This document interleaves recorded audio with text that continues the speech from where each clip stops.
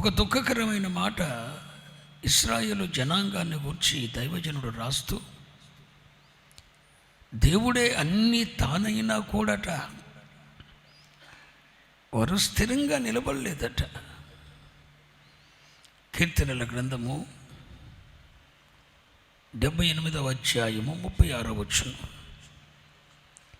కీర్తనల గ్రంథము 76వ అధ్యాయం 78వ అధ్యాయం 36వ వచనం. అయినను వారి హృదయము ఆయన ఎడల స్థిరముగా ఉండలేదు. ఏంటి? అయినను వారి హృదయం ఆయన ఎడల స్థిరముగా ఉండలేదు. అందరూ మాట్లాడండి. అయినను వారి హృదయం ఆయన ఎడల. ఫర్ ఎగ్జాంపుల్ నా వైపు చూడండి. వారి అన్న కాడ నీ పేరే పెడితే పరిశుద్ధాత్ముడు ఏమని రాస్తాడు? వారు అన్న కాడ నీ పేరే పెట్టవలసి వస్తే పరిశుద్ధాత్మ దేవుడు ఏమని రాయిస్తాడు?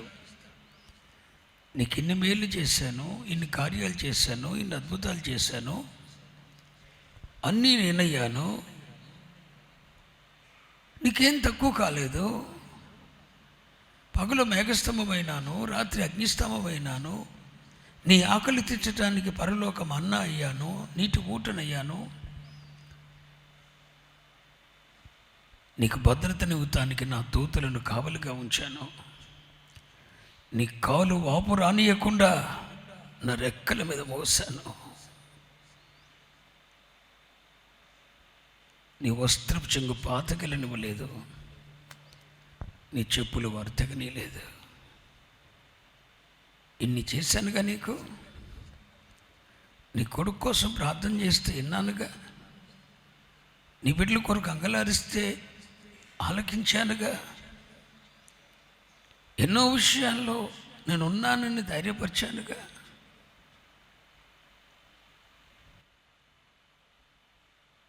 మరెందుకు నువ్వు స్థిరంగా నిలవలేదు? నీ తీర్మానాలలో, నీ సమర్పణలలో, దేవునితో నువ్వు చేసుకున్న ఒడంబడికలలో నువ్వెందుకు స్థిరంగా నిలవలేదు? ఒక మాట మీకు చెప్పదలుస్తున్నాను.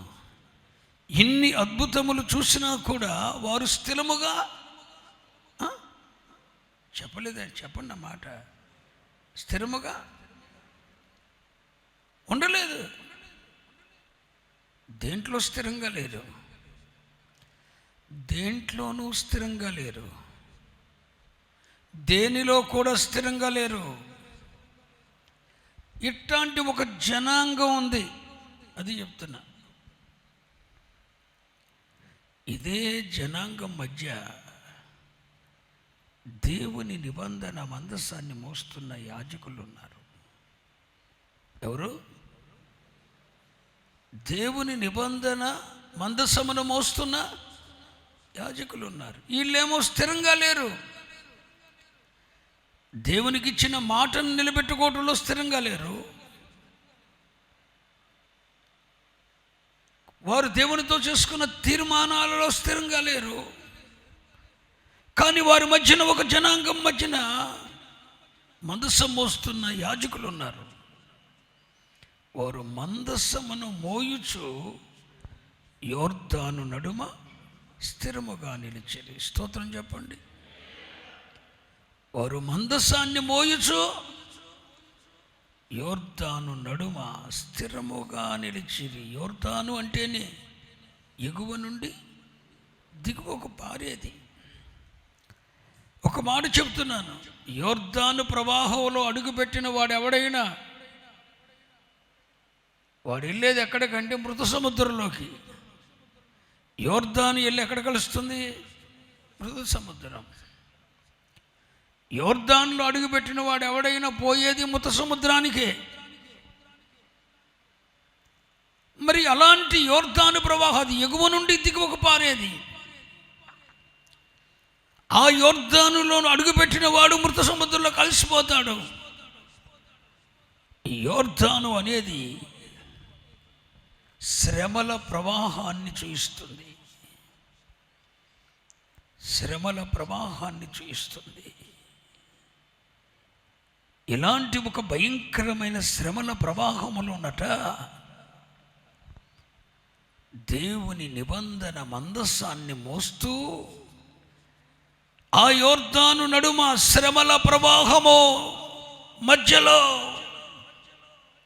శ్రమల ప్రవాహము మధ్యలో భుజము మీద నిబంధన మందసం, భుజము మీద సువార్త భారం. అయ్యో, సువార్త ప్రకటించవలసిన భారము మా మీద మోపబడింది. భుజం మీద నిబంధన మందసం యొక్క భారం, గుండెల్లో సువార్త ప్రకటించాలన్న ఒక భారం.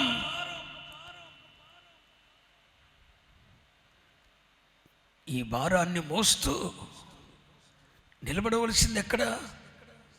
యోర్దాను శ్రమల ప్రవాహంలో.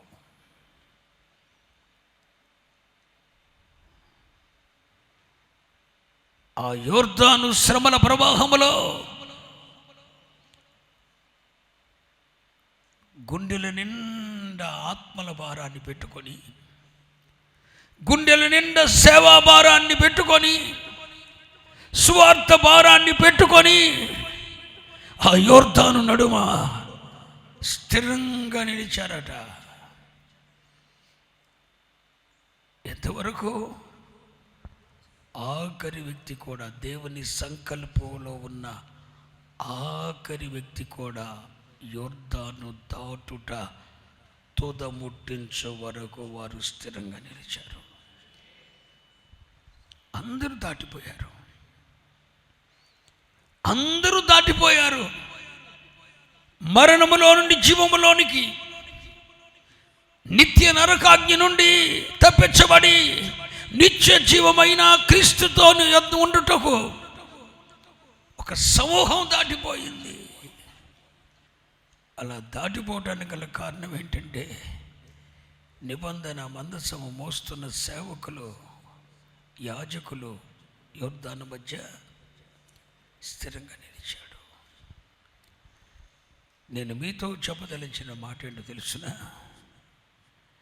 దేవుడు ఎన్నో అద్భుతములు చేసినా, ఎన్నో ఆశ్చర్యాలు చేసినా, నీకేం తక్కువ కాకుండా చేసినా, ముఖమెత్తి పట్టుకొని నడిచావు నువ్వు. ఏదో దేవుడికి ఏదో తక్కువ చేసేసినట్టు. నీకేం తక్కువ చేయలేదు దేవుడు. అయినా ఆయన ఏదో తక్కువ చేసినట్టే.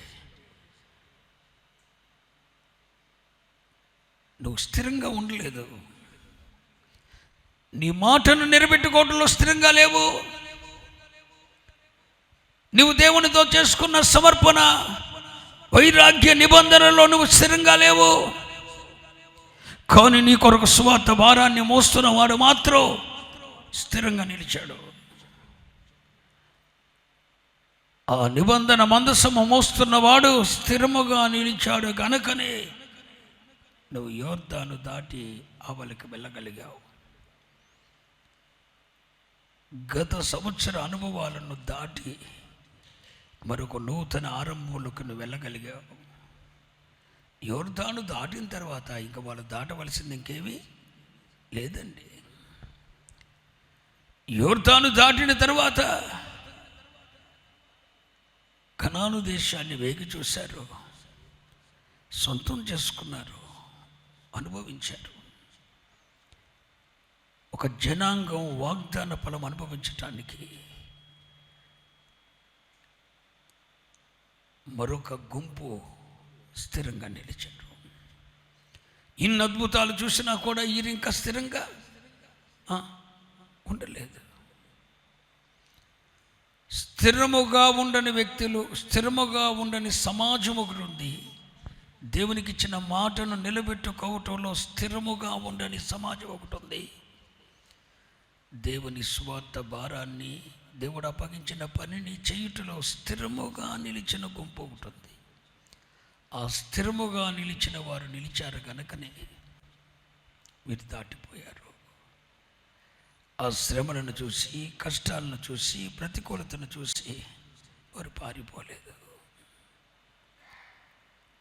ఏంటి పరిస్థితులని? అమ్మో, ఎగువ నుండి దిగువ పారేదా ఈ యోర్దాను? ఈ ప్రవాహం ఒకసారిగా మీదకొచ్చి పడితే ఏమైపోతాం అని అనుకోలేదు వారు. మా కుటుంబాల పరిస్థితి ఏంటి అని ఆలోచించలేదు వారు. నిలబడ్డారు. దేవుని ఏర్పాట్లో ఉన్న ఒక సేవకుడు నీవు యోర్దాను దాటాలని నీ కొరకు నిలబడ్డాడు కనుకనే ఆ విషమ పరిస్థితుల నుండి నువ్వు అద్దరికి దాటగలిగావు. ప్రతికూలతలు, శ్రమల మధ్య నిలిచేవాడు దైవజనుడు. మరి శుభరాత్రి అడుగుతున్నా, నువ్వు స్థిరంగా ఉన్నావా? నీవు స్థిరంగా ఉన్నావా? ఇన్ని అద్భుతములు చూసిన నీవు స్థిరంగా ఉన్నావా? స్థిరంగా ఉండలేదు. కానీ నువ్వు దాటిపోవాలని, వాగ్దాన ఫలం అనుభవించే నిత్య సియోనుకు నువ్వు వెళ్ళాలని, వాగ్దాన ఫలము పొందాలని నీ కొరకు అదుగో మందసము మోస్తున్న యాజకుడు స్థిరంగానే నిలుచున్నాడు. వారు స్థిరంగా నిలుచున్నారు కనుకని స్థిరముగా ఉండని నీవు అందరికీ చేర్చబడ్డావు. ఈ సత్యము నీకు అర్థమైందని నేను నమ్ముతున్నాను. అర్థమైతే నువ్వు ధన్యుడవు.